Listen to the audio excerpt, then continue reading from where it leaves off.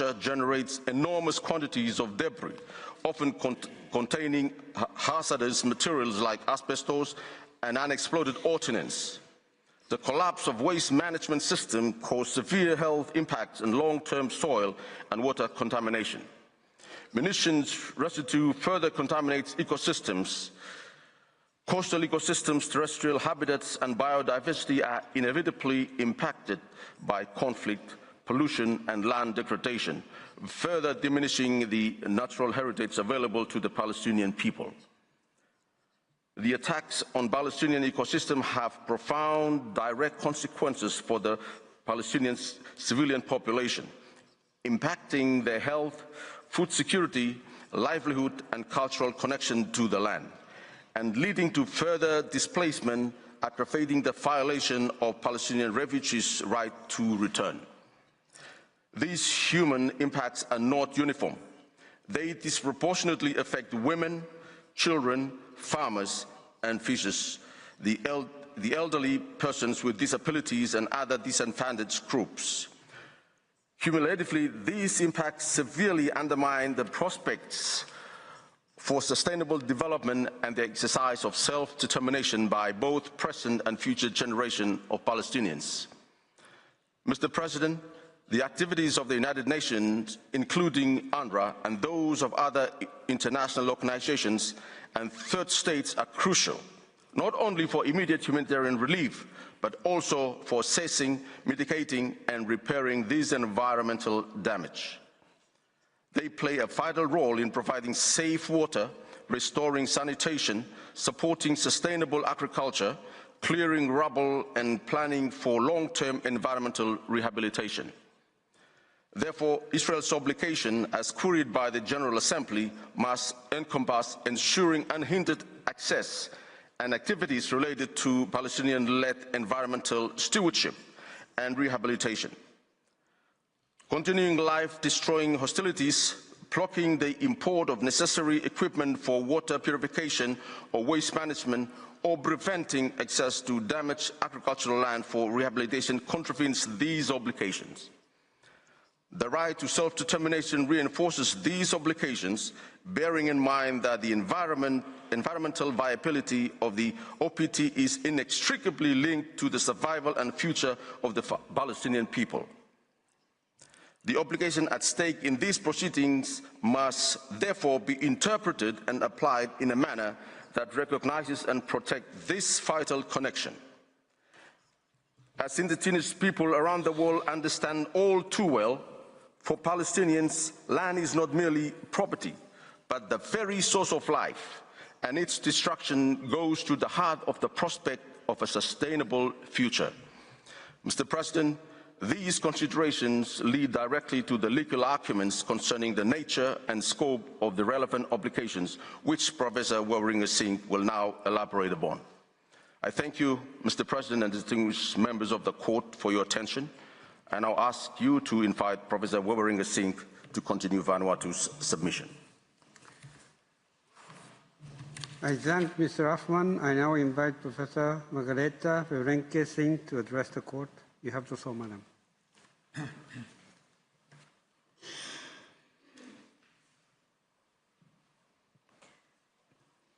Mr. President, Madam Vice President, distinguished members of the Court. It is an honor to follow the Attorney General of Vanuatu and to present the second part of Vanuatu's oral statement. My submissions will unfold as follows. I will first address the legal character of the right to self-determination, including its jus cogens status, and the implications thereof.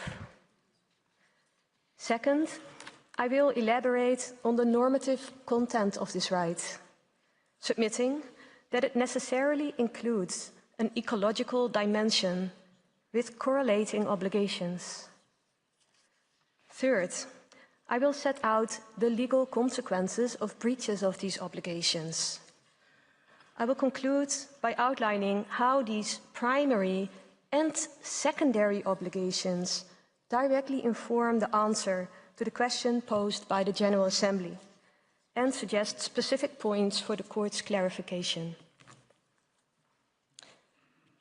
Mr. President, Madam Vice President, members of the Court, the right to self-determination forms a central part of the question posed by the General Assembly, as many before us have highlighted.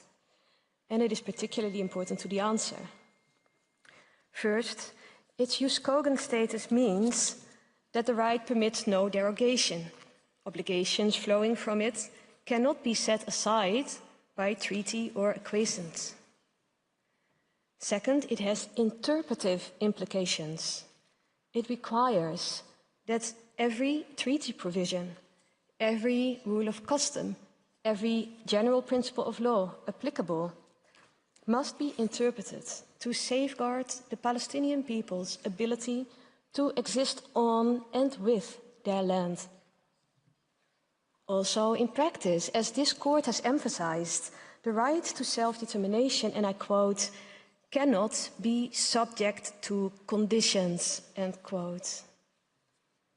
Third, the right to self-determination generates obligations erga omnes, meaning that all states and international organizations have a legal interest in its realization.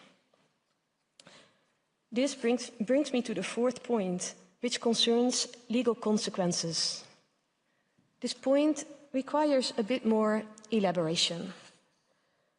Many before us already highlighted this court's finding that Israel's unlawful policies and practices in the occupied Palestinian territory violate the Palestinian people's right to self-determination. A violation which, as the court indicated, is aggravated by its prolonged character. The court also elaborated legal consequences attaching to this breach for the international community as a whole. The references in Resolution 79/232 to this opinion and to the right to self-determination, including in the question itself, clearly signal that these legal consequences are intertwined with the obligations the court has been asked to clarify. As Counsel for Palestine argued, dissociating these secondary obligations from primary obligations would be artificial. Both are part of the system of international responsibility. The question's focus on the obligations of Israel does not suggest otherwise, as these obligations are relational, that is, I quote, in relation to the presence and activities, end quote, of the United Nations, other international organizations and third states. Mr. President, Madam Vice President, members of the Court, answering the question thus requires a reality check, one that is not just factual, what is the law in the face of atrocities, but also deeply normative. What is the law in a context of persistent, progressively aggravated violations of jus cogens norms? The inseparability of primary and secondary norms has seldom been so clearly illustrated as in the present case.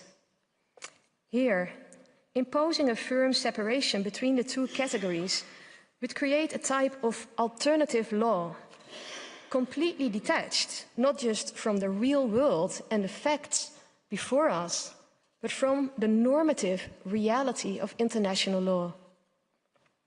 For even an undergraduate student of international law will know that a breach of international obligations entails legal consequences, which arise automatically and as a matter of hard, indisputably binding law. They do not evaporate following a court's pronouncement on their existence. They remain real and binding for as long as the breach continues, shaping the legal relationships referenced in the question and demanding integration into the answer. Mr. President, members of the Court, Vanuatu submits that the right to self-determination inherently encompasses an ecological dimension which gains a specific meaning in the context of occupation.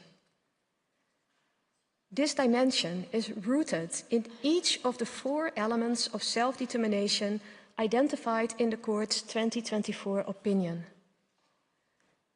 Territorial integrity is violated where the territory itself is turned into ecological ruin. Environmental displacement undermines the integrity of the Palestinians as a people, altering demographics and severing relationships to their land and water. The right to exercise permanent sovereignty over natural resources is violated where those resources are destroyed, depleted, or rendered unusable. Likewise, a people cannot freely determine their political status and pursue their economic, social, and cultural development when their land is ruined. A key point here is that the Palestinian people's relationship to their land and natural resources is not simply a political or economic calculation, but part of their culture and identity as a people, and thus must be protected as an essential ecological dimension of their self-determination. Accordingly, Vanuatu contends that the obligation to support the Palestinian people's right to self-determination entails a distinct obligation to respect and help restore their historic relationship with the land. Israel's duties as a UN member state, including under Article 56 of the UN Charter, reinforce this obligation. Further, international humanitarian law offers relevant safeguards that must be respected in partial fulfillment of this obligation. In particular, Article 55 of the Hague Regulations of 1907 obliges the occupying power to safeguard the capital of natural resources for the people under occupation. Any destruction or wasteful or negligent exploitation of land, water, or biodiversity by the occupying power constitutes a breach of that obligation. Articles 53, 55, and 56 of the Fourth Geneva Convention require protection of property indispensable to civilian survival. In Vanuatu's submission, this includes soil, aquifers, and sanitation systems. Equally relevant is the obligation to allow and facilitate rapid and unimpeded passage of humanitarian relief for civilians in need, including essential supplies and basic services. This rule must be interpreted to include ensuring safe and unhindered access for personnel and equipment needed for water purification and sanitation, for environmental health monitoring and response, assessment and cleanup of pollution and hazardous waste, support for sustainable agriculture and rehabilitation of damaged land, and monitoring and protection of biodiversity and natural resources. As Bolivia and others have noted, these obligations go to the heart of the law of state responsibility. They are not merely primary obligations of Israel, but concern attempts by members of the international community to discharge their own obligations to end or at least mitigate serious breaches of Uskogen's norms. International human rights law applies concurrently and enshrines rights to life, health, food, water, and culture, each contingent on a clean, healthy, and sustainable environment, itself a universal right inseparable from self-determination. Actions that cause severe environmental degradation breach a range of erga omnes obligations arising from these rights and from the right to self-determination. Mr. President, Madam Vice President, members of the Court, international human rights law demands particular attention for the intersectional dimensions of ecological harm. Environmental destruction strikes vulnerable or marginalized groups with particular force. Pregnant women who are forced to give birth in inhumane and unsafe conditions, absent clean water. Children who survive atrocities, may die of exposure to toxins or famine, detached from their ancient cultural heritage of food sovereignty and reciprocity with the land. Elders can no longer pass on these traditions where they and the land are met with unspeakable violence and destruction. These intersectional impacts not only reveal human rights violations, but also an existential threat to the Palestinian people as a whole, violating their right to self-determination. Moreover, they aggravate the ongoing breach of Article 3 of CERD, established by this court in its 2024 opinion. The intergenerational impacts of ecological harm require specific normative attention. On this point, Vanuatu submits that the principle of intergenerational equity, demanding that present actions do not compromise the ability of future generations to meet their own needs and exercise their rights, is applicable as a general principle of law that informs the content of self-determination. Contaminating aquifers, destroying fertile soil, decimating ancient olive groves.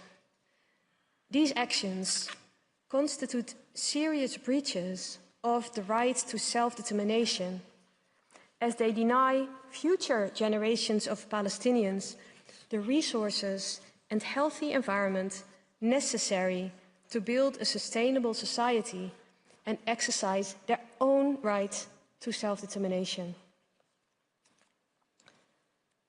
Finally, the obligation to promote the Palestinian people's right to self-determination implies a positive duty to cooperate with international efforts aimed at preserving the environmental basis for that right on the Palestinian people's terms. Hindering these efforts breaches obligations not only under specific rules regarding relief, but also under the Jus Cogens norm of self-determination. Here also, the relevant obligations include secondary obligations aimed at ending the ongoing, prolonged breaches identified previously by this court.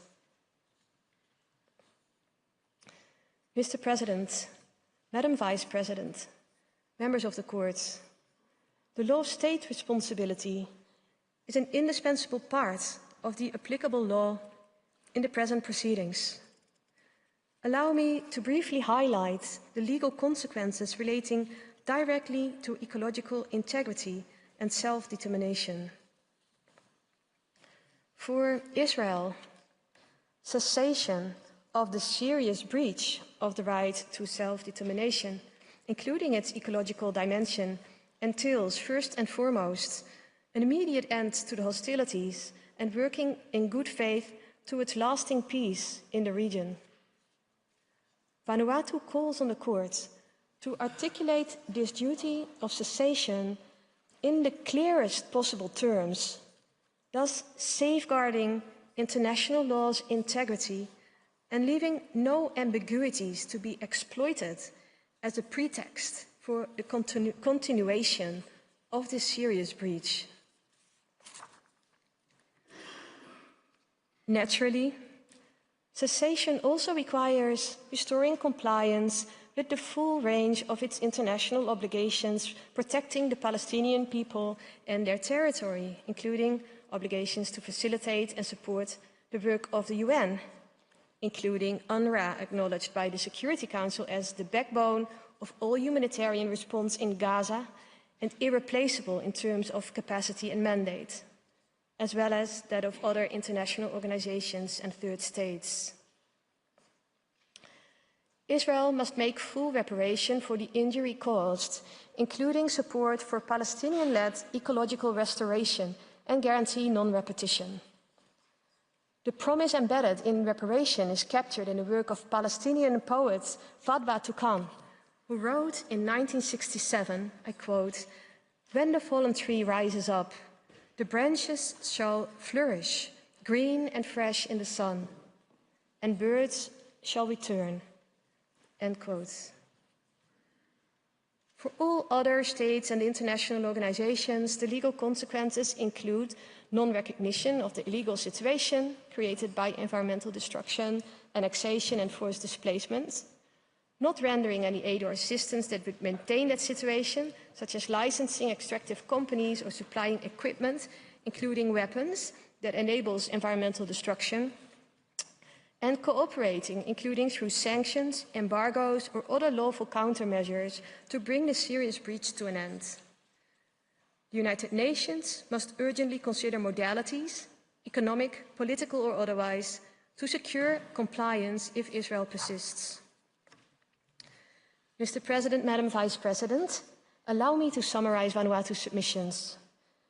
Environmental degradation, driven or exacerbated by the occupation, military assault, and violations of obligations relating to relief and cooperation, directly threatens the survival of the Palestinian people and undermines the very possibility of a viable, sustainable future in which the Palestinian people's right to self-determination can be meaningfully exercised. Vanuatu respectfully invites the Court to acknowledge the same in the opinion and to clarify the following 5 points. First, that the Palestinian people's right to self-determination encompasses a duty to respect the Palestinian people's reciprocal relationship with their land and to safeguard the ecological integrity of their territory. Second, that Israel's obligations as occupying power include facilitation of international organizations and third state activities aimed at ecological assessment and rehabilitation. Third, that persistent environmental degradation combined with mass displacement constitutes a grave breach of the Jus Cogens right to self-determination, engaging Israel's aggravated responsibility and triggering erga omnes obligations for all states and international organizations, including concerted action for cessation and reparation. Fourth, that the duties of other states extend to refraining from trade, investment, or military cooperation that contributes directly or indirectly to ecological harm in the occupied Palestinian territory. And fifth, that the Court's clarification should guide the General Assembly, Security Council, and states in adopting measures proportionate to the gravity of the breach. Mr. President, Madam Vice President, distinguished members of the Court, this concludes Vanuatu's submissions. I thank you for your careful attention. I thank the representatives of Vanuatu for their presentation. I now invite the delegation of the League of Arab States to address the Court, and I call upon Professor Mohammed Helal to take the floor.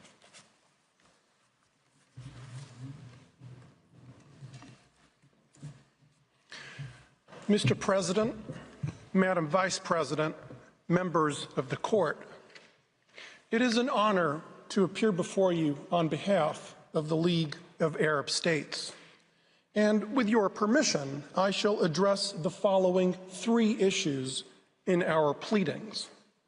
First, Israel's obligations in relation to the presence and activities in the OPT of UNRWA, other UN bodies, other international organizations, and third states. Second, Israel's obligations to provide humanitarian relief and supplies essential to the survival of the Palestinian civilian population. And third, Israel's obligations relating to the Palestinian people's right to self-determination. Mr. President, before addressing these issues, I shall highlight 4 preliminary points.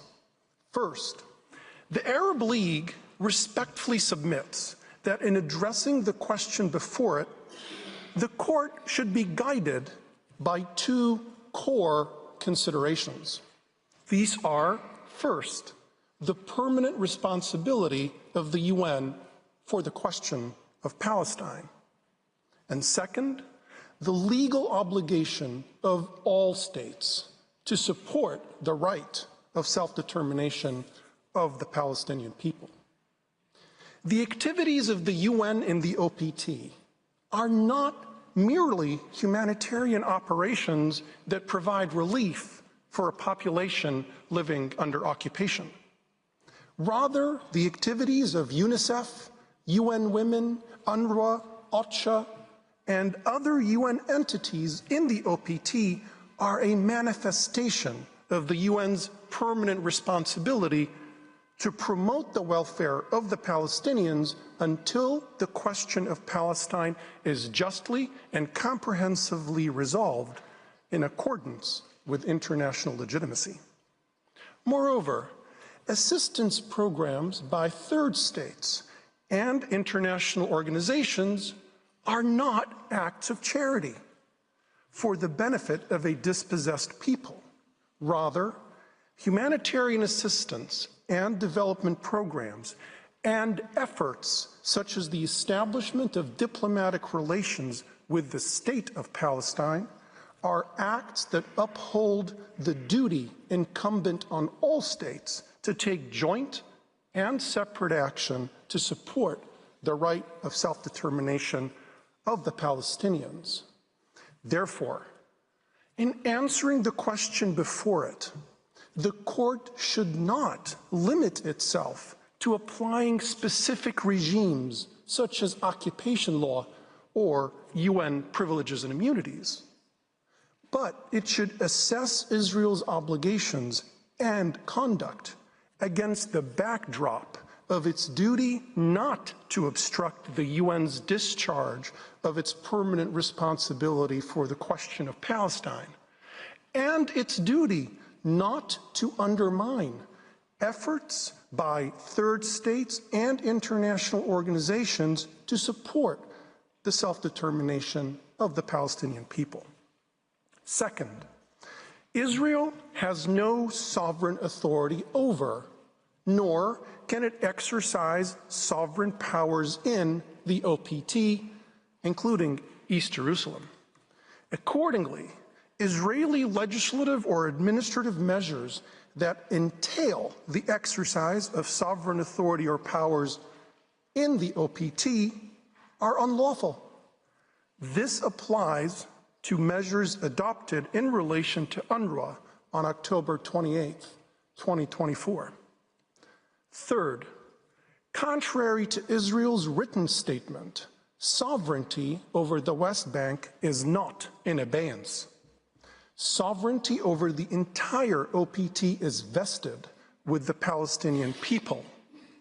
Moreover, as Judge Gomez Robledo stated, the existence of the Palestinian state should not be called into question, and neither should the possibility for it to be admitted as a full member state of the United Nations, end quote. Accordingly, the Arab League respectfully submits that the court should take cognizance of the fact that the state of Palestine, the legitimate representative of the Palestinian people, has concluded agreements with the UN regarding the operation of its agencies and bodies.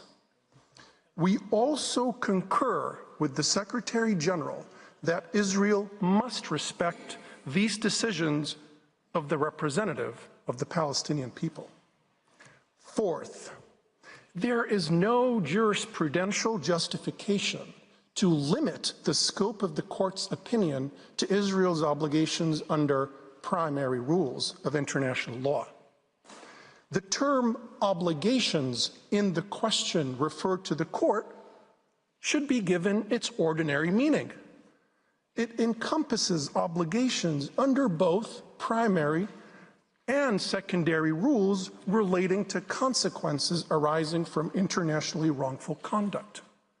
We respectfully submit that the court should opine on Israel's obligations that arise from the rules of state responsibility and that relate to Israel's wrongful conduct in respect of the operations of the UN, third states, and other international organizations in the OPT.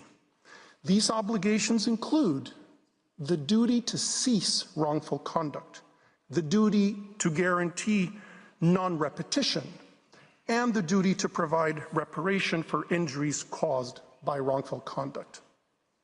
Mr. President, I shall now turn to Israel's obligations with respect to UNRWA.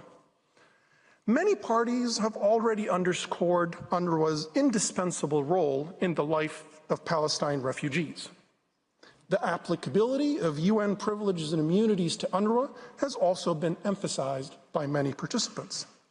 Therefore, I shall focus on UNRWA's mandate that makes it crucial for the discharge of the UN's permanent responsibility for the question of Palestine.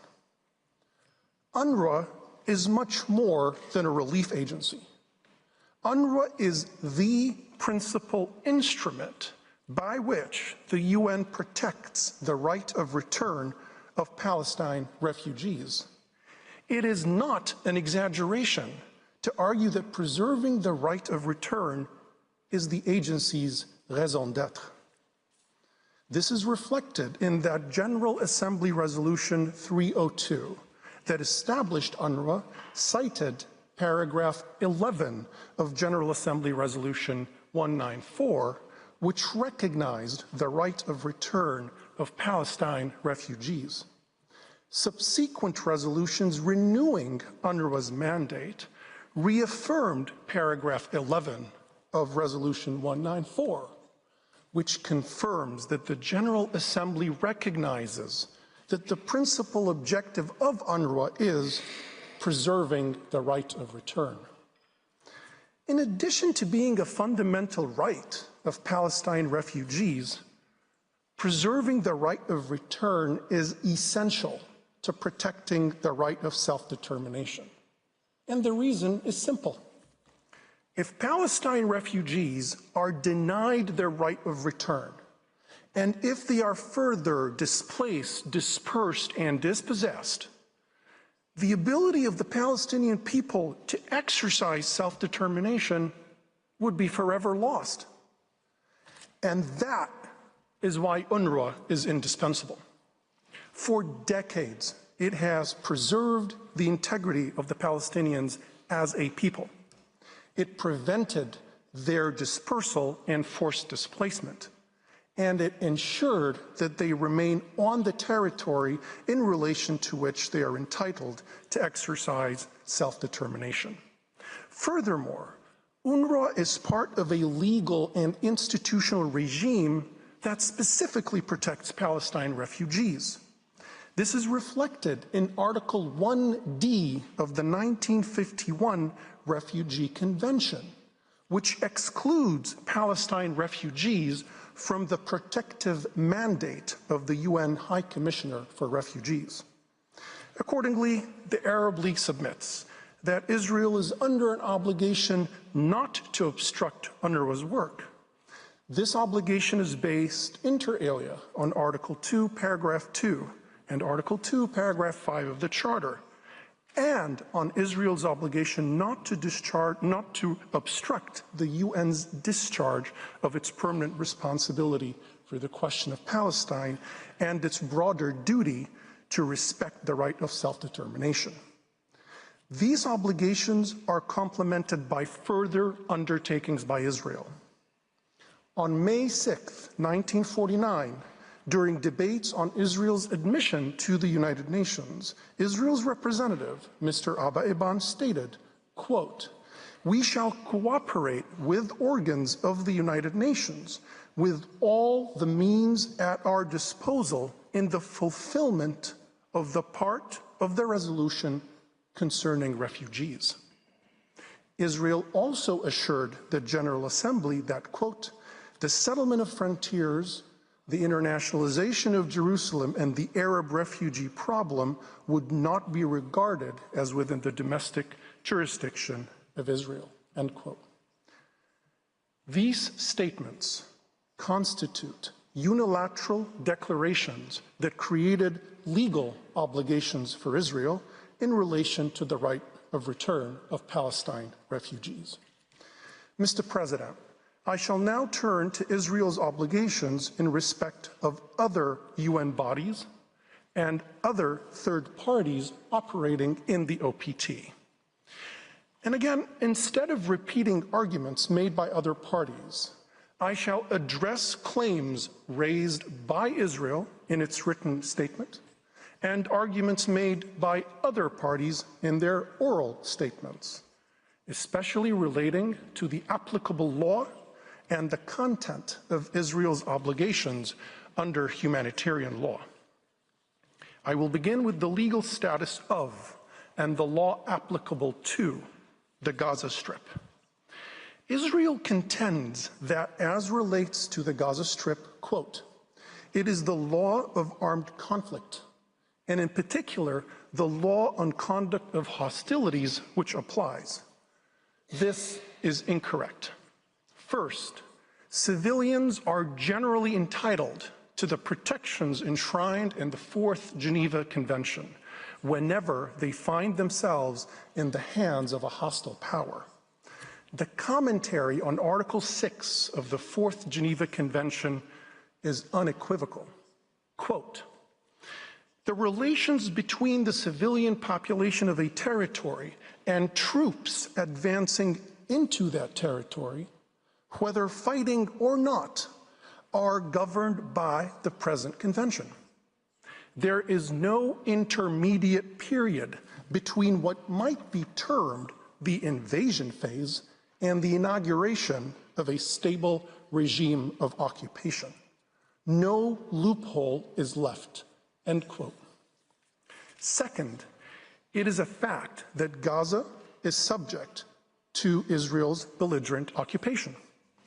According to judicial precedent, occupation exists whenever a hostile power exercises effective control over a territory. Now, applying the factual criteria elaborated in these precedents confirms that the Gaza Strip, like the West Bank and East Jerusalem, has been under occupation since 1967 and is subject to Israel's occupation today. This means that Section 3 of Part 3 of the Fourth Geneva Convention on Belligerent Occupation is applicable to the entire OPT, alongside other customary humanitarian law rules, including those found in the first additional protocol. Israel has also stated that generally, quote, the responsibility of an occupying power is coupled with authority, end quote. It also cited Article 43 of the Hague Regulations and Article 64 of the Fourth Geneva Convention and argues that, quote, neither of these provisions impose any duties on the occupying power vis-à-vis third parties, nor do they create any rights for them. Israel also suggests that an occupying power has, quote, the authority and power to determine whether, when, and to what extent third parties may be present and operate in the occupied territory, end quote. These arguments by Israel misrepresent an occupying power's obligations. To further explain, I will begin with Article 64 of the Fourth Geneva Convention. This provision does not grant an occupying power a carte blanche to administer an occupied territory as it sees fit. The commentary to Article 64 confirms that, quote, an occupying power is to respect the laws in force in the country unless absolutely prevented, end quote. The commentary also explains that restrictive measures applied by an occupying power, quote, must not, under any circumstances, serve as a means of oppressing the population. The legislative and penal jurisdiction exercised by occupation authorities as holder of public power is therefore hedged about with numerous safeguards, end quote. These safeguards arise inter alia from the following obligations. First, given that the population in the OPT is inadequately supplied, Article 59 of the Fourth Geneva Convention obligates Israel to agree to relief schemes for the population. In its oral statement, the United States suggested that under Article 59 and other provisions, quote, an occupying power retains a margin of appreciation concerning which relief schemes to permit. And even if an organization offering relief is an impartial humanitarian organization, and even if it is a major actor, occupation law does not require an occupying power to allow and facilitate that specific actor's relief operations, end quote. Respectfully, we do not share this interpretation of Article 59. The commentary to the Fourth Geneva Convention states unequivocally that the obligation to accept relief schemes is, quote, unconditional. This is confirmed by the terms of Article 55, which states that an occupying power shall agree to, shall facilitate, and shall permit relief schemes. Moreover, the phrase may be undertaken in the second paragraph of Article 59 does not broaden the discretion of an occupying power. Rather, occupying powers, quote, have no latitude to withhold consent to relief schemes by impartial humanitarian organizations which can lend assistance to the population. It was also argued that an occupying power, quote, may still impose restrictive measures for urgent reasons of security. Again, the Arab League underscores that the discretion or margin of appreciation is severely restricted. The commentary to the Fourth Geneva Convention, again, is clear. Not only must an occupying power agree to relief schemes, but it must, quote, cooperate wholeheartedly in the rapid and scrupulous execution of these schemes, end quote. Second, Israel is bound by customary obligations in the first additional protocol, especially Articles 68 to 71. Cumulatively, these provisions require Israel to allow and facilitate the rapid and unimpeded passage and distribution of humanitarian aid and to assist relief missions to the fullest extent practicable. Third, in terms of the content of relief schemes, Israel must uphold the customary rules found in Article 69 of the First Additional Protocol, which supplements Article 55 of the Fourth Geneva Convention. This requires Israel to provide all essential supplies, including food, medicine, clothing, bedding, shelter, and fuel for heating purposes. The commentary to the First Additional Protocol is clear. This obligation is, quote, a positive, complete requirement. Fourth, Israel must respect and guarantee the safety of personnel involved in relief actions. This obligation arises from Articles 59 and 60 of the Fourth Geneva Convention and customary rules codified in the First Additional Protocol, including the protections afforded to civilians and civilian objects in Articles 48 and 52 of the First Additional Protocol. Now, in addition to these rules of humanitarian law, Israel has obligations that apply specifically to the UN. These obligations are found in the rules on UN privileges and immunities, which are codified inter alia in Article 105 of the Charter and the General Convention. The written statement and oral pleadings of the Secretary General have already elaborated on the content of these obligations. Therefore, I shall only underscore that UN privileges and immunities provide an elevated level of protection to UN agencies, bodies, premises, and personnel. These rules, especially the immunity of the UN from legal processes and the inviolability of UN premises, property, and assets, are absolute and mandatory. These rules admit no exceptions in cases of armed conflict. Moreover, structurally, the rules of UN privileges and immunities form a system that includes substantive provisions on facilities, privileges, and immunities accorded to the UN, and it also establishes, pursuant to Article 5, Section 21, and Article 8, Section 30, an efficacious procedural mechanism to address alleged abuses of these rules.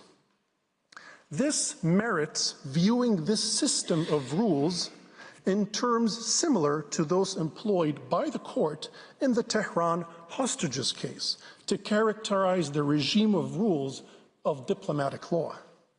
Accordingly, we submit that the court should determine that Israel has an obligation not to take unilateral actions against the UN, and that Israel should avail itself in relation to any concerns about abuses of UN privileges and immunities. It should avail itself of avenues to address these matters provided in the General Convention and other mechanisms available at the UN. Mr. President, I shall now address Israel's obligation to provide humanitarian relief to the Palestinian population.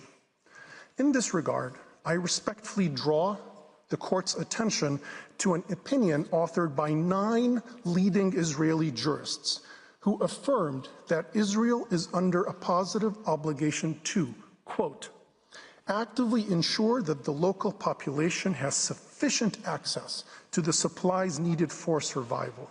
These positive obligations are a special case of the more general obligation under the laws of belligerent occupation to ensure public order. The presence of international organizations, including the UN, in the area does not relieve the occupying power of this duty, end quote. These obligations are supplemented by Article 49 of the 4th Geneva Convention that prohibits forcible transfer or deportation, and Article 54 of the 1st Additional Protocol that protects objects indispensable for the survival of the civilian population. These obligations are pertinent because Israel is creating conditions calculated to cause the forced displacement of the Palestinian people by weaponizing humanitarian assistance and obstructing relief schemes. Mr. President, I shall now briefly address Israel's obligations that arise from the right to self-determination. The court has already affirmed that Israel's presence in the OPT violates the obligation, Israel's obligation, to respect the right of the Palestinian people to self-determination. The court also outlined consequences arising from that wrongful act. The present proceedings invite the court to go a step further. The court is requested to clarify Israel's obligations in respect of joint and separate action taken in support of the right of self-determination of the Palestinian people.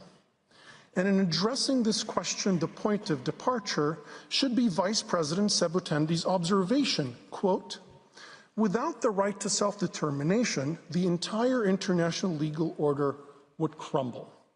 It is a bedrock principle on which so many rights that the international community holds dear are built, end quote. Furthermore, as Judge Shui explained, quote, the paramount importance of the principle of self-determination is reflected in its erga omnes character, in the sense that it not only confers a right on peoples to self-determination, but also imposes an obligation on all states to see to it that this right is respected. Because of its peremptory status, All states must bring to an end serious breaches of this fundamental right. In this regard, the ILC indicated that, quote, where an international organization has discretion to act, the obligation to cooperate imposes a duty on the members of that international organization to act with a view to the organization exercising that discretion in a manner to bring an end to the breach of a peremptory norm, end quote. We submit that Israel is duty-bound not to obstruct joint and separate action to promote their right to self-determination, whether taken collectively through international organizations or individually by states. This is consistent with the 1970 Friendly Relations Declaration that imposes the obligation to, quote, render assistance to the United Nations in carrying out the responsibilities entrusted to it by the Charter regarding the implementation of the principle of self-determination. Mr. President, Madam Vice President, members of the Court, I cannot conclude the pleadings of the Arab League without recalling that the tragedy of Palestine is seared into the hearts, minds, and collective memory of 450 million Arabs. Palestine is the core cause of the Arabs. The decades of dispossession and countless crimes committed against the Palestinians have led us to wonder whether the people of Palestine are less deserving of compassion, less worthy of empathy, less entitled to justice, or simply less human. The plight of Palestine challenges the proposition that humanity is a community bound by common values. To address this continuing tragedy, we have offered a vision of peace and prosperity for our troubled region. Our overtures of peace, including the 2002 Arab Peace Initiative, envision a future of a free and independent state of Palestine living alongside Israel under international law. But Israel has consistently failed to seize this opportunity for peace. Israel's political leadership has shown that it is not a credible partner for peace. Indeed, Israel has now launched an offensive against the UN, civil society, and other states that have been moved to aid the Palestinians out of a realization that never again is now, and that history will neither forgive nor forget those who stood aside as Israel's onslaught continues to unfold in Gaza and throughout the OPT. The question of Palestine is a litmus test for international law and the institutions that uphold it. But despite the desperation that is often felt about the efficacy of international law, we are both hopeful and confident that the court will once again uphold the rights of the Palestinian people and exhort Israel to live up to its international obligations. Mr. President, that concludes the statement of the League of Arab States, and I thank you for your attention. I thank the representative of the League of Arab States for his presentation. Before I invite the next delegation to take the floor, the court will observe a break of 15 minutes. The hearing is suspended.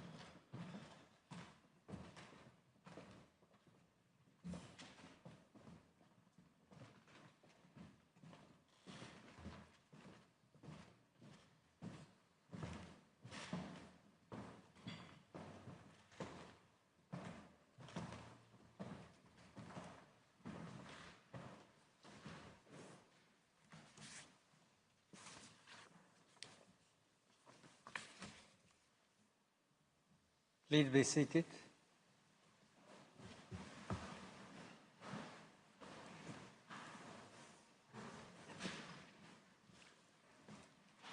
The sitting is resumed. I now invite the next participating delegation, the Organization of Islamic Cooperation, to address the court, and I call His Excellency Ambassador Samir Birkov to the podium. You have the floor, sir.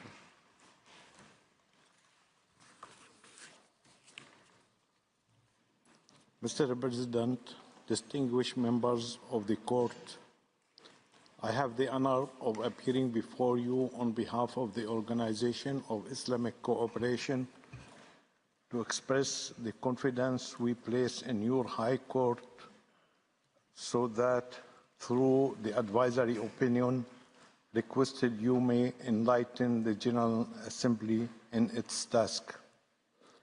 The Organization of Islamic Cooperation comprises 57 member states and is the collective voice of the Muslim world. This intergovernmental organization was created following the arson attack on the Al-Aqsa Mosque in Jerusalem in 1969. The charter of our organization includes among its objectives our support for the right of the Palestinian people to self-determination and to establish their own sovereign state with Al-Quds Sharif, East Jerusalem, as its capital. This means that our organization is particularly attentive to the just struggle of the Palestinian people and is deeply concerned by the ongoing aggression being waged by Israel, the occupying power, against the Palestinian people in Gaza and the West Bank, including East Jerusalem. The vital risk posed to them by Israel's operations and the worsening situation caused by Israel's unfounded closure of UNRWA offices. Our organization therefore held an extraordinary session of the Council of Ministers of Foreign Affairs of member states in Jeddah, Kingdom of Saudi Arabia, on 7th March 2025. In view of the gravity of the situation, we insisted on the need to compel Israel, the illegal occupying power, to implement a permanent and comprehensive cessation of its aggression, the facilitation of the return of displaced persons to their homes, the withdrawal of Israeli occupying forces, opening of all crossing points, and the guarantee of adequate delivery of humanitarian aid throughout the Gaza Strip, in compliance with its obligations under international law, international humanitarian law, and relevant United Nations resolutions. We have denounced the policies of famine and scorched earth that are designed to force the Palestinian people out of their homeland, and we have rejected any Israeli attempt to alter the demographic composition of the Palestinian people, of the Palestinian territory. In the face of recent measures taken by Israel, the occupying power, against activities carried out in the occupied Palestinian territory by United Nations bodies, we have reiterated our rejection of all Israeli measures, including racist and illegal laws targeting the very existence of UNRWA, a United Nations mandated agency, and attempts to restrict or abolish its irreplaceable rule in the West Bank, including East Jerusalem and the Gaza Strip. This rule represents an absolute political and humanitarian priority and an element of stability in the region. We have therefore called on international key actors as a matter of principled position and respect for the United Nations Charter and human rights to pressure Israel the occupying power into revoking its illegal legislation and invited all states to provide UNRWA with additional political, legal, and financial support. We therefore hope that the advisory opinion you are about to issue will lead to compelling Israel, the occupying power, to rescind its legislation against UNRWA and represent an opportunity to reiterate under your authority the imperative duty incumbent on Israel, the occupying power, to stop the war waged against the Gaza Strip, put an end to the occupation of Palestinian territory that has dragged on for too long, and make reparation for all their consequences. Now, our Counsel, Madame Chimlier Gendro, to whom I would ask you, Mr. President, to give the floor, will develop certain legal aspects relating to the question put to you. Thank you for your attention. Je thank Ambassador Bakoud. Je donne maintenant la parole à la professeure Monique Chimlier-Gendro.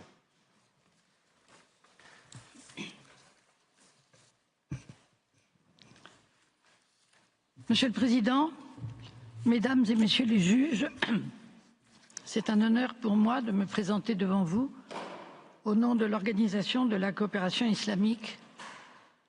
Toutefois, cet honneur est mêlé du sentiment oppressif qu'il nous est impossible, les uns et les autres, de faire abstraction de notre humanité, car ce dont nous avons à débattre relativement à la situation dans le territoire palestinien occupé est, selon le représentant du Bureau des Nations Unies pour la coordination des affaires humanitaires, je le cite, « un cercle vicieux de sang, de douleur et de mort ». Fin de citation. Aussi resterai-je pendant cette plaidoirie en étroite pensée, aussi bien avec les victimes des massacres du 7 octobre 2023 qu'avec celles incommensurablement plus nombreuses que sont les Palestiniens de Cisjordanie, de Jérusalem et encore bien davantage de Gaza, victimes martyrisées d'une guerre vengeresse. La question qui vous est posée par l'Assemblée générale des Nations unies me conduira à esquisser d'abord le bilan des violations du droit international par Israël. Je montrerai ensuite comment l'examen de ces violations met en lumière les enjeux de la norme juridique, à savoir que le respect des obligations des uns engendre des droits pour les autres. Les deux choses sont indissociables.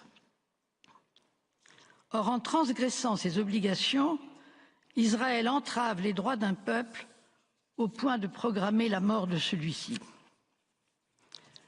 Tout le système des Nations Unies est fondé sur le respect de la parole donnée. Pacta sunt servanda. Ces quelques mots, consignés dans la Convention sur le droit des traités, sont la base fragile de cet édifice. Et comptant sur l'honneur des États pour respecter leurs engagements, le monde s'est doté d'un corpus très élaboré de règles de droit. Or, la situation sur laquelle vous êtes sollicité de donner votre avis est, selon l'expression employée ici par d'autres participants, un déluge de violations par Israël de ses engagements internationaux.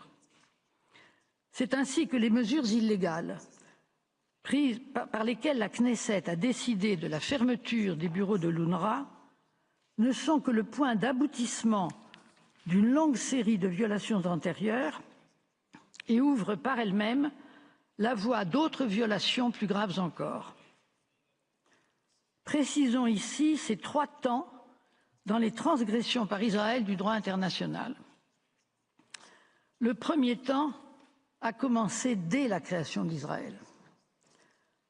En prétendant avoir le droit de prendre les mesures ici en cause, Israël transgresse ses engagements d'origine. Candidat à entrer aux Nations Unies dès 1949, Israël était déjà suspecté de manquer de sincérité dans ses engagements internationaux.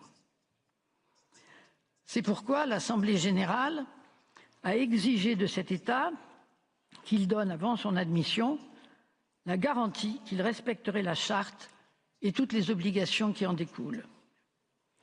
Mais les assurances données par le représentant d'Israël pour obtenir l'entrée de son État dans l'organisation n'ont pas tardé à se révéler fallacieuses. La conquête par la force d'une part importante du territoire palestinien en 1949, l'occupation à nouveau par la force de la totalité de ce territoire en 1967, la proclamation de Jérusalem comme capitale de l'État israélien, le refus du droit au retour pour les Palestiniens chassés de leur foyer, la colonisation accélérée de tout le territoire palestinien sont autant d'expressions d'un mépris pour toutes les dispositions du droit international. Et depuis 1967, l'obstination d'Israël a refusé l'application du droit des peuples à disposer d'eux-mêmes au profit du peuple de Palestine, son indifférence à toutes les règles du droit humanitaire en cas de conflit armé et aux normes relatives aux droits de l'homme, forme le terreau des transgressions répétées des normes communes sur lequel est venue se greffer la dernière pousse vénéneuse que nous examinons ici. Le second temps des violations par Israël du droit international tient aux mesures prises à l'égard des organes des Nations Unies à partir d'une occupation elle-même illégale. Les lois votées par la Knesset le 28 octobre 2024 pour mettre fin aux activités de l'UNRWA dans le territoire palestinien occupé et la décision de leur entrée en vigueur dès le 28 janvier 2025 sont frappées d'illégalité. Il en va de même pour la dénonciation unilatérale, le 3 novembre 2024, de l'échange de lettres signé à Jérusalem le 14 juin 1967 entre Israël et l'UNRWA. Toutes ces décisions, en effet, contreviennent aux articles 2, paragraphe 5 et 105 de la Charte des Nations Unies, qui obligent Israël à assister l'organisation dans toutes ses actions et à accorder à ses agents tous les privilèges et immunités nécessaires à l'exercice de leurs fonctions. Et contrairement à ce qu'ont prétendu ici certaines délégations, l'article 2, paragraphe 5 de la Charte ne peut pas être interprété restrictivement et l'assistance des États est due pour toutes les actions de tous les organes des Nations Unies et par conséquent de l'UNRWA. Les mesures prises par Israël contre cet organe sont aussi en violation des dispositions de la Convention de 1946 sur les privilèges et immunités des Nations Unies. Par la dénonciation de l'accord spécifique conclu avec l'UNRWA en 1967, Israël enfreint l'obligation de négociation préalable avant la mise en cause de tout accord. Mais par ailleurs, cette dénonciation d'un accord bilatéral est de nul effet sur le fond, car Israël reste lié par la Convention de 1946, dont il est un État partie. Les documents établis par les Nations Unies, repris ici par de nombreux participants, ont mis en lumière comment Israël s'acharne contre les personnels de l'UNRWA. Beaucoup ont été tués, certains jetés en fosse commune, d'autres torturés en détention. Les convois portant les personnels et le matériel de secours ont été entravés. Des missions vitales ont été ciblées, des biens et fournitures endommagés. Ceux importés ont été illégalement taxés. Des centres de santé ou d'éducation ont été attaqués. Des personnels de l'UNRWA sont menacés de poursuites pénales. Tout cela est au dossier. Je n'en donne pas ici le détail. Chacune de ces actions est une transgression des obligations nées de la Convention de 1946. Celle-ci oblige les États signataires à protéger les personnels des Nations Unies, à leur accorder les privilèges et immunités nécessaires à leurs fonctions, et notamment à leur libre circulation, à leur accorder une immunité de juridiction, à protéger leurs locaux et leurs archives, à les exonérer de taxes. Vous avez, dans un avis de 1962, rappelé comment la façon dont les organes subsidiaires sont utilisés dépend du consentement de l'État intéressé. Et Israël, dans les observations écrites qu'il vous a présentées, se déclare lui-même comme étant le pays hôte de l'UNRWA et revendique à ce titre la possibilité de retirer son consentement à la présence de cet office à Jérusalem. C'est là un singulier abus de langage. Il n'y a qu'un seul pays hôte de l'UNRWA, c'est la Palestine, reconnue comme État par l'Assemblée générale des Nations unies. Israël n'a aucun titre à interdire aucun organe des Nations unies sur le territoire palestinien, car Israël s'y trouve de manière illégale, selon les conclusions de votre avis de 2024. Et cette occupation est illégale sur tout le territoire palestinien occupé. Ainsi, en Cisjordanie, la souveraineté n'est pas en suspens, comme cela vous a été rappelé tout à l'heure, selon les prétentions d'Israël. Elle est clairement réglée. La souveraineté y appartient au peuple palestinien. Ce n'est donc pas à l'UNRWA de quitter les lieux, et notamment Jérusalem, où Israël n'a aucun titre valable selon le droit international, c'est à Israël de cesser d'occuper ces lieux illégalement. Le troisième temps des violations du droit international par Israël est dans les conséquences des mesures illégales prises contre les organes des Nations unies. Ces mesures, en elles-mêmes illégales, produisent une série d'illégalités en chaîne. En effet, selon votre avis de 2024, Israël, occupant illégal du territoire palestinien, n'est pas pour autant dispensé de ses devoirs comme puissance occupante.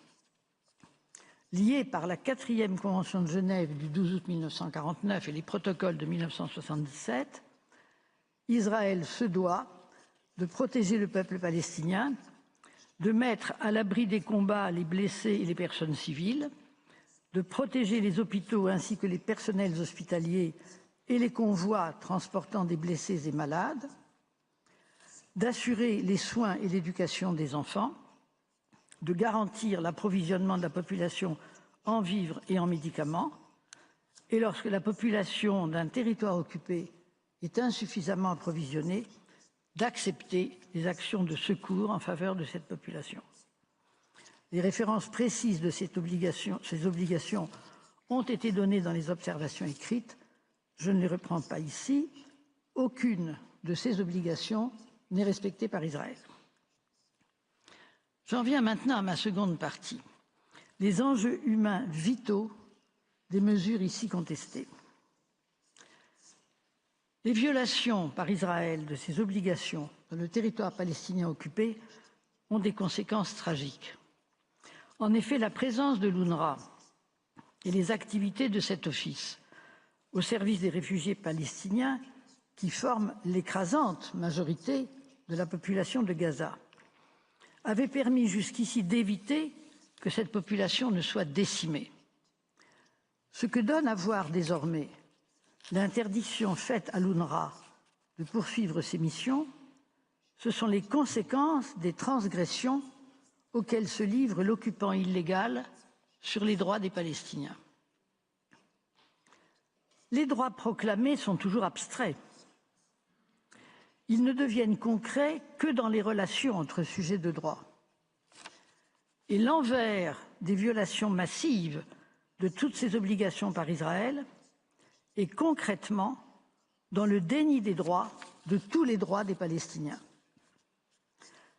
Votre haute juridiction a montré sa préoccupation à cet égard à travers les 3 ordonnances portant des mesures conservatoires dans l'affaire ouverte par l'Afrique du Sud contre Israël pour non-respect de la Convention sur la prévention et la répression du crime de génocide. Avertis du fait que les Palestiniens de Gaza étaient affamés, tués en grand nombre, privés des moyens de base pour survivre, vous avez, le 26 juin 2024, ordonné à Israël de prendre les mesures immédiates permettant d'assurer les services de base. Puis, le 28 mars 2024, devant la famine avérée qui règne à Gaza, vous avez ordonné des mesures d'urgence pour fournir les biens de base, et ce, en étroite coopération avec l'Organisation des Nations Unies. Et le 24 mai 2024, vous réclamiez la fin de l'offensive militaire, car elle crée aux Palestiniens de Gaza des conditions d'existence capables d'entraîner sa destruction physique totale ou partielle. La réponse d'Israël à vos ordonnances est venue, et elle est claire. Les Palestiniens iront jusqu'au fond de la souffrance, car l'organe des Nations Unies, qui tentait dans des conditions proches de l'enfer de pallier les carences et les exactions de la puissance occupante, se voit privé de ses possibilités d'action. Le bilan est désormais le suivant. L'occupation illégale d'Israël prive les Palestiniens, notamment à Gaza, de tous leurs droits, les droits collectifs ou individuels reconnus aux humains. Le droit qui disparaît complètement à l'horizon du peuple palestinien est le droit politique de disposer de lui-même. Ce droit noble, celui qui permet à un peuple d'accomplir son destin en liberté, est rendu impossible dans tous ses éléments. Peut-on parler d'intégrité territoriale au profit d'un peuple alors qu'un autre État occupe en tout point son territoire? Que reste-t-il de l'unité nationale à des Palestiniens interdits de se regrouper? Quel sens ont les mots de développement économique, social et culturel, base du droit des peuples à disposer d'eux-mêmes, pour des familles qui meurent sous les bombardements et dont les survivants affamés n'ont plus ni eau potable, ni nourriture, ni soins? Et peut-on, sans dérision, évoquer la notion de souveraineté sur les ressources naturelles alors que la bande de Gaza est réduite à l'état de décombre? Ainsi, privés du droit politique, ce droit d'en haut, les Palestiniens ont vu disparaître peu à peu tous les droits humains du quotidien, les droits d'en bas. Plus de droit à la liberté de se déplacer, plus de droit à un emploi, plus de droit à l'éducation pour les enfants, à la santé, plus de droit à la vie. Il restait la solidarité des autres humains, ceux des organisations internationales, principalement de l'UNRWA et de toutes ces ONG qui agissent par un élan d'humanité. Ce droit au secours des autres, droit ultime, dernière marche avant de sombrer pour ceux qui sont en extrême détresse, ce droit a été liquidé par la décision d'Israël d'interdire les actions de l'UNRWA, mais aussi de rendre impossible celles des autres organismes. Voilà donc sur quoi vous allez devoir donner votre avis, et il sera décisif. Vous conclurez qu'en application du droit de Genève, il est du devoir de la puissance occupante d'agir au profit de la population du territoire occupé. Et si elle ne le fait pas, elle doit, c'est l'article 59 de la 4e Convention qui l'exige, accepter et faciliter les actions de secours. Il lui est alors interdit d'entraver l'action des organismes qui prennent en charge la protection et la survie de cette population. Il vous reviendra de faire émerger avec force ce droit ultime qu'est le droit au secours, de l'identifier et de le caractériser. Vous reconnaîtrez qu'il appartient à la catégorie du jus cogens, car il est la clé sans laquelle ne s'ouvre pas la porte aux autres droits de cette même catégorie. et l'État d'Israël devra s'incliner, comprenant que la défense de ce droit est la garantie universelle indispensable à tous. Aucun d'entre nous, en effet, n'est assuré de ne pas se trouver un jour face à une entreprise de barbarie et au besoin vital de l'action de ceux qui assument l'ardente obligation des secours. Vous aurez à examiner l'argument d'Israël relatif à une prétendue absence de neutralité de l'UNRWA qui serait la justification des mesures prises par la Knesset contre cet organe des Nations Unies. Vous constaterez alors que l'Organisation des Nations Unies, alertée par les accusations d'Israël contre certains personnels de l'UNRWA, a sollicité une commission indépendante sur ce point. Le rapport alors produit a conclu que l'UNRWA avait une approche de la neutralité plus développée que d'autres entités similaires des Nations Unies ou des ONG, ce qui permet de conclure que les allégations d'Israël n'avaient pas de fondement crédible. Il reste donc un fait illicite qui a des conséquences vitales pour les 2 millions de Palestiniens de Gaza. Mais le fait illicite originel est celui du refus de l'autodétermination, celui de la domination coloniale. Celle-ci enivre toujours ceux qui prétendent construire leur destin sur la privation de liberté des autres. L'écrivain français Albert Camus, dans son roman autobiographique « Le premier homme », décrit les crimes insoutenables commis par lors de la guerre coloniale menée par la France en Algérie, et il prête à son père, un homme simple, sans éducation, témoin des pires exactions, ces mots directs, je le cite, « Un homme, ça s'empêche ». Fin de citation. Mais l'humanité quitte ceux qui ne veulent pas renoncer à la domination, et cela ouvre la voie aux pires crimes.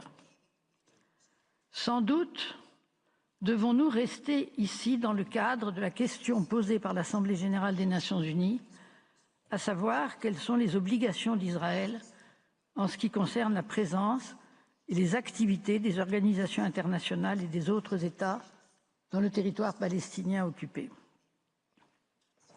Mais la présente procédure aura été pour vous l'occasion de constater comment Israël, par les actes ici en cause, soumet intentionnellement le groupe que forment les Palestiniens à des conditions d'existence devant entraîner sa destruction physique totale ou partielle.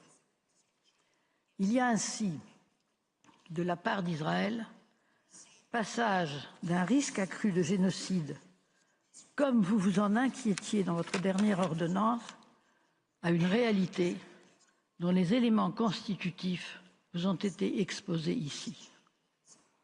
Je terminerai en me permettant de renvoyer aux conclusions de l'Organisation de la coopération islamique dans ses observations écrites et en vous demandant d'exiger d'Israël la réparation intégrale de tous les actes illicites commis et d'y ajouter qu'il est du devoir de l'Assemblée générale des Nations unies et de tous les États membres de prendre les mesures les plus fortes possibles pour mettre un terme à la situation intenable faite aux Palestiniens. Je vous remercie de votre attention. I thank the representatives of the Organization of Islamic Cooperation for their presentation. J'invite à présent la délégation suivante, celle de l'Union africaine, à prendre la parole et appelle à la barre la professeure HAGUE. Monsieur le Président, Madame la Vice-présidente, Mesdames et Messieurs les juges, c'est avec gravité et solennité que je me tiens devant vous, devant votre auguste juridiction, au nom de l'Union africaine et ses 55 États membres. En effet, l'heure est grave. Depuis plus d'un siècle, le peuple palestinien endure une succession de Nakba. À l'heure actuelle, la situation du peuple palestinien et la situation humanitaire en territoire palestinien occupé, qui dépassait déjà tout entendement, est devenue encore plus dramatique, pour ne pas dire apocalyptique. Le lexique français, malgré toute la richesse qu'on lui connaît, ne saurait justement décrire ce qui se passe dans ce territoire. Quels seraient les mots justes pour qualifier le drame humain d'une population entière qui, depuis la fin du cessez-le-feu, c'est-à-dire plus de 60 jours maintenant, est privée d'eau, de nourriture, de carburant, d'aide médicale, de vaccins pour les enfants. Surtout que 3000 camions chargés d'aide humanitaire sont bloqués par Israël aux portes de Gaza. Quelle formule conviendrait pour rendre justice aux 51 000 Palestiniens, dont 15 000 enfants, qui ont déjà perdu la vie dans des conditions souvent désastreuses? Même les bulldozers nécessaires pour chercher les survivants ont été méthodiquement et systématiquement détruits par Israël. Des maisons, des foyers, des aires de jeu des enfants de Gaza, de leurs rêves de paix et de justice, il ne reste que 50 millions de tonnes de débris. En ce dernier jour de plaidoirie, il importe donc de se rappeler pourquoi l'Assemblée générale a demandé que la Cour rende en toute urgence et en toute priorité un nouvel avis relatif à la situation du peuple palestinien. La raison de cette nouvelle procédure, Monsieur le Président, c'est qu'Israël n'a pas mis en œuvre ses obligations juridiques identifiées par la Cour dans son avis consultatif de 2024. Pire, Israël a redoublé d'efforts pour rendre impossibles les conditions de vie en territoire palestinien occupé. Il a décidé d'ignorer ses propres obligations en tant que puissance occupante, de garantir les droits humains, individuels et collectifs des Palestiniens. En outre, il a adopté 2 lois datées du 28 octobre 2024 qui aggravent les multiformes qu'il posait déjà à la présence et aux activités humanitaires et de développement en territoire palestinien occupé, tant à Gaza qu'en Cisjordanie, y compris à Jérusalem-Est. Pour y arriver, Israël a frappé l'UNRWA de mesures paralysantes, sachant que celui-ci constitue, selon les termes du secrétaire général des Nations Unies, l'épine dorsale de l'action humanitaire en territoire palestinien occupé. Toutes ces mesures qui visent à placer le peuple palestinien dans une indigence totale et à le pousser au départ. Et pourtant, la Cour a déjà jugé des actions d'Israël poursuivant le même but comme étant contraire à ses obligations émanant de l'article 49 de la Convention 4 de Genève. Monsieur le Président, face à cette tragédie sans fin, l'Union africaine place sa confiance dans le droit international et en votre prestigieuse Cour qui en est l'organe. Et à cet égard, l'Union africaine note que l'écrasante majorité des participants à la présente procédure se sont prononcés en faveur de la compétence de la Cour et de l'exercice par celle-ci de son pouvoir de rendre l'avis consultatif demandé. les objections soulevées par 2 États et qui se heurtent toutes à la jurisprudence établie de la Cour ont déjà été battues en brèche. L'Union africaine souscrit donc à ce large consensus sur la compétence de la Cour. En effet, les Nations unies et partant l'Assemblée générale ont une responsabilité permanente à l'égard de la question de Palestine, puisque l'Assemblée générale a été à l'origine du plan de partage de l'ancien mandat britannique de la Palestine en 2 États. Quant à la Cour, elle doit participer à l'action de l'organisation en rendant l'avis consultatif demandé. Elle doit ici exercer pleinement sa compétence et compléter son avis consultatif de 2024. La tâche qui incombe désormais à l'Union africaine consiste à ramener les débats autour de leurs aspects les plus décisifs. L'Union africaine le fera en partant de sa propre histoire, celle d'un continent dont les peuples ont souffert de l'esclavage, de la colonisation et de l'apartheid, ainsi que de la négation de la dignité humaine et du droit des peuples de poursuivre librement leur développement économique, social et culturel. De cette perspective, il est évident que l'urgence de la présente procédure et l'extrême gravité de la situation humanitaire en territoire palestinien occupé ne doivent pas nous pousser à adopter, même involontairement, une vision tronquée de l'étendue des droits du peuple palestinien et des obligations d'Israël en cause.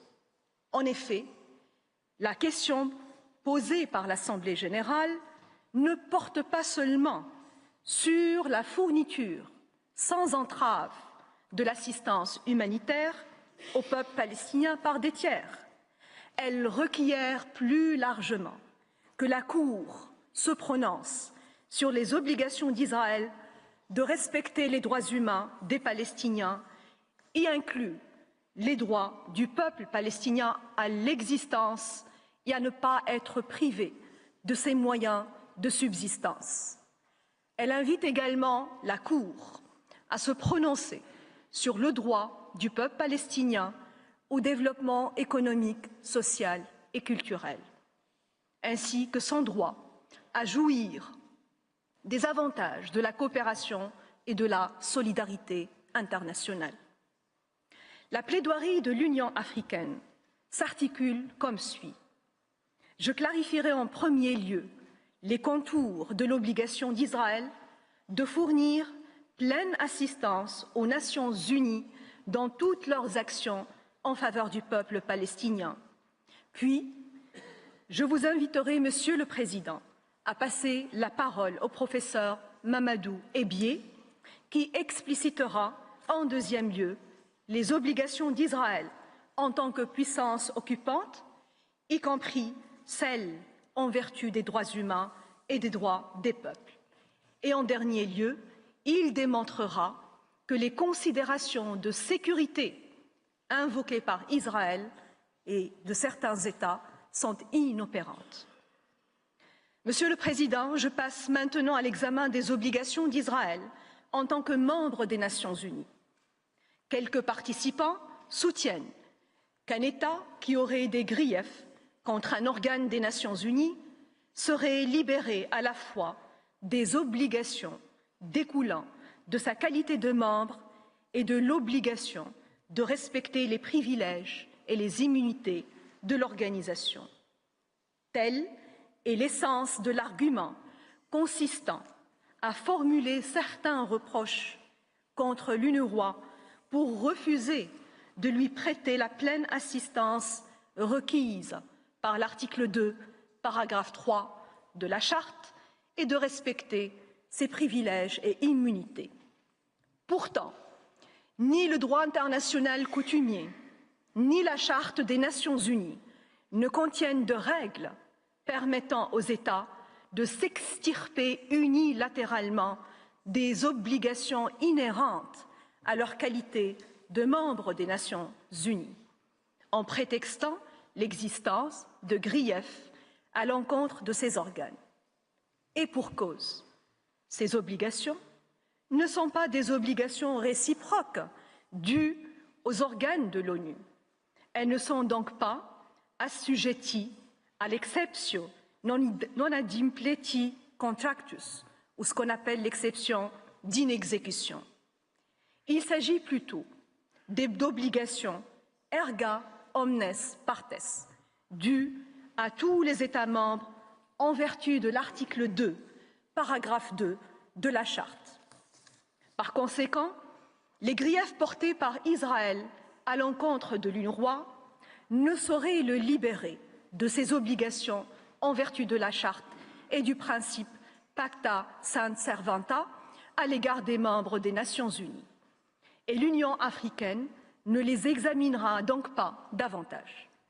Plusieurs participants ont déjà établi, sur la base de preuves suffisamment convaincantes, pourquoi la Cour ne devrait pas leur accorder un crédit. Toutefois, l'Union africaine rappelle que tant la Charte que la Convention générale de 1945 disposent de voies de recours pour régler les difficultés qui pourraient naître entre un État membre et l'organisation dans la mise en œuvre des obligations émanant de ces instruments.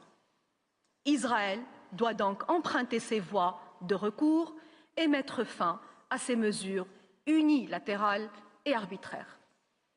Monsieur le Président, l'obligation de donner pleine assistance dans toute action entreprise par les Nations Unies, en vertu de l'article 2, paragraphe 5 de la Charte, inclut également celle de prêter pleine assistance aux actions des organes subsidiaires établis par l'Assemblée générale comme l'UNRWA. Cette obligation couvre tant les actions normatives de l'organisation que ses actions opérationnelles. Toute action signifie toute action.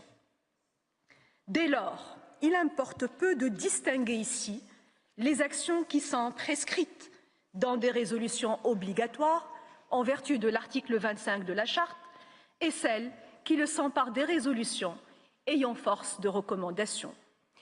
Israël a donc l'obligation de lever toute entrave à l'action des Nations Unies que met en œuvre l'UNRWA. Il a de surcroît l'obligation de prendre toutes les mesures nécessaires pour en faciliter l'accomplissement. Israël doit également respecter les immunités et privilèges des Nations Unies, de son personnel et de ses locaux. Monsieur le Président, Mesdames et Messieurs les juges, ces remarques concluent ma plaidoirie et je vous remercie pour votre aimable attention. Je vous prie de bien vouloir passer la parole au professeur Mamadou Ebié.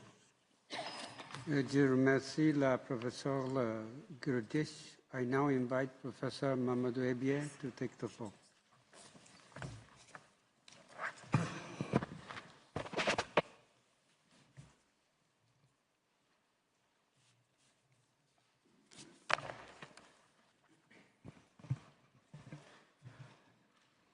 Mr. President, Madam Vice President, members of the court, it is a great honor for me to appear before you today on behalf of my continent, Africa.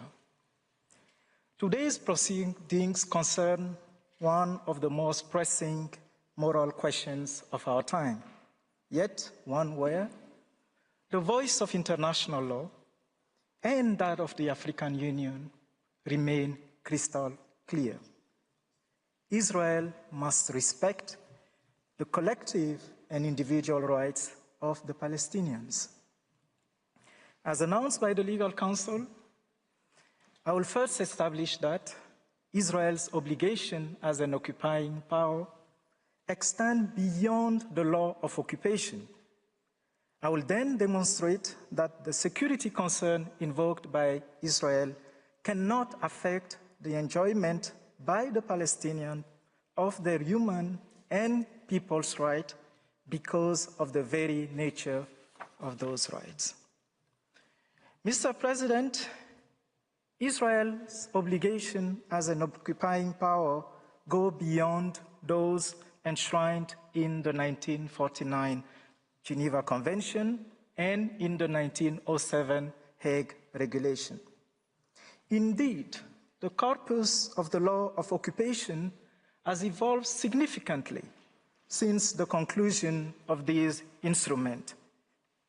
A case in point, in 1907 or in 1949, the right of peoples to self-determination and the host of associated rights had not yet crystallized under customary international law.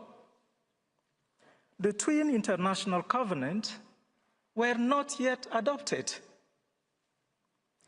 Moreover, the notion that an occupying power owes rights to the population of the occupied territory had not yet entered common legal consciousness. Yet, it is undisputable today, as the court has found, that the international covenants and the Convention on the Rights of the Child impose legal obligations on Israel in the occupied Palestinian territory.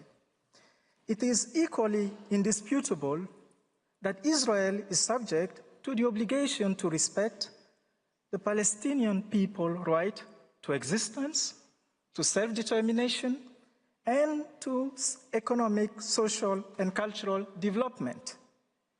Accordingly, Israel's obligation under the Hague Regulation and the Fourth Geneva Convention must be interpreted and applied within the framework of the entire corpus of international law prevailing today, in accordance with the court statement in the Namibia advisory opinion. This is not novelty. The court has already applied this technique of interpretation and application of international law in the Diallo case. To recall, the court observed that, and I quote, "Owing to the substantive development of international law over recent decades in respect of the rights it accords individuals, the scope ratione materiae of diplomatic protection, originally limited to alleged violation of the minimum standard of treatment of aliens, has subsequently widened to include inter alia internationally guaranteed human rights." The African Union therefore submits that, owing to the substantive development of international law over recent decades in respect of the rights that it accords to individuals, the scope ratione materiae of the obligation of occupying powers, while framed originally in terms of basic and essential needs of the population concerned, has subsequently widened to include internationally guaranteed human and people's rights. Mr. President, this application of the law of occupation within the framework of the entire corpus of contemporary international law entails several consequences. First, Israel must not simply provide the Palestinians with necessary foodstuff. It must respect their right to food. It must ensure effective enjoyment by the Palestinian people of its right to existence and not to be deprived of the means of its subsistence under any circumstance. Secondly, Israel must not simply agree to relief schemes by third states and international organizations. It has no power to decide. Instead, Israel must respect the Palestinian people's right to engage in international relations and to enjoy the benefits of international cooperation and solidarity. Thirdly, Israel must not simply ensure public health and hygiene in the OPT. Instead, it must ensure the effective enjoyment by the Palestinians of their right to health. Fourthly, Israel must not only comply with the few provisions on education that we find in the Fourth Geneva Convention. It must fully respect all the rights of Palestinian children, including their right to education. Finally, Israel must not, and it has no right, to administer the OPT, or to do it as a usufructuary. To recall, Israel's occupation of the OPT is unlawful, and the court has requested Israel to bring it to an end as rapidly as possible. Rather, Israel must guarantee the effective enjoyment by the Palestinian people of its right to self-determination, and pending the termination of its occupation, respect the Palestinian people's right to economic, social, and cultural development. Occupation, Mr. President, cannot serve as a ploy to deprive the Palestinian people of the effective enjoyment of its right and to keep it, to use the words of this very court, in a state of suspension and uncertainty. The fact that Israel has no title to administer the OPT does not release it from, nor does it reduce its obligations and responsibility under international law towards the Palestinian people and other states in respect of the exercise of powers in the OPT. Mr. President, please allow me to briefly elaborate on the importance of the right of the Palestinian people to maintain international relations with third states and international organizations without impediment. Let's look back at history. If slavery lasted for 4 centuries, if colonialism persisted for 2 centuries, if apartheid lasted for 5 decades, it was because those states that engage in these practices benefited from the silence and the lack of decisive action by third states. This is why contemporary international law not only grants rights, but imposes obligations on third states and international organizations to cooperate and provide assistance for the effective enjoyment by peoples of their rights. Israel cannot put the Palestinian people in a predicament where its very existence and its right to economic, social, and cultural development are constantly in question and push or force away the international community.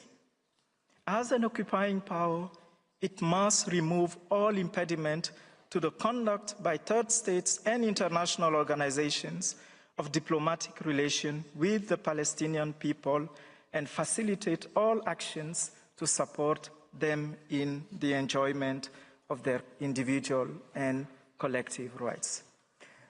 Mr. President, I now move to the Security Council, to the security concerns that are alleged by Israel, and here I will be very brief. The very nature of the rights that I just mentioned make it impossible for an occupying power to justify restrictions.